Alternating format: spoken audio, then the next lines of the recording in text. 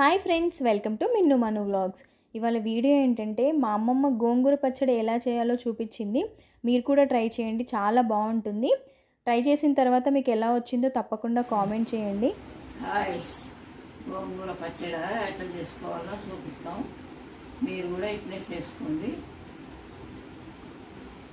చాలా బాగుంటుంది. గోంగూర తీసుకొని కడుక్కొని జల్లిబుట్టలో పెట్టి ఆరబెట్టాలి. ఆరినాక మిరపకాయలు పచ్చిమిరపకాయలు తీసుకోవాలి. ఎల్లిపాయలు పచ్చిమిరపకాయలు మిక్స్కి వేసుకోవాలి. కొద్దిగా ఉప్పు వేయాలి, అందులో వేసి మిక్స్కి వేసుకోవాలి.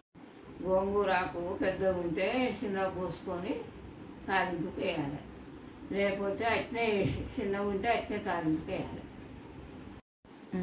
కడాయి పెట్టుకొని ఆయిల్ వేసుకోవాలి.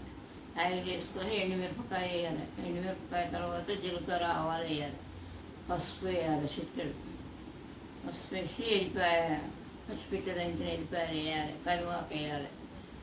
ఈ కడుక్కున్న గోంగూర పెట్టాలి. పెట్టినాక బాగా మగ్గినాక ఈ పచ్చిమిరపకాయల కారం మిక్స్కి వేసుకున్న కారం వేయాలి, వేసి కలబెట్టుకోవాలి. కొద్దిగా మంచిగా మగ్గినాక జీలకర్ర మెంతులు కూడా వేయాలి. చల్లారినాక ఉల్లిగడ్డలు చిన్న ముక్కలు పోసుకొని అలా పెట్టుకోవాలి. బౌన్లో తీసుకొని బాగుంటుంది, రుచిగా ఉంటుంది.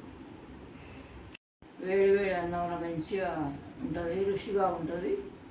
పెట్టుకొని తినచ్చు.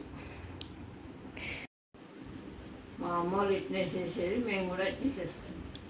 ఇప్పుడు మా మనవరాలు చూపిస్తాం.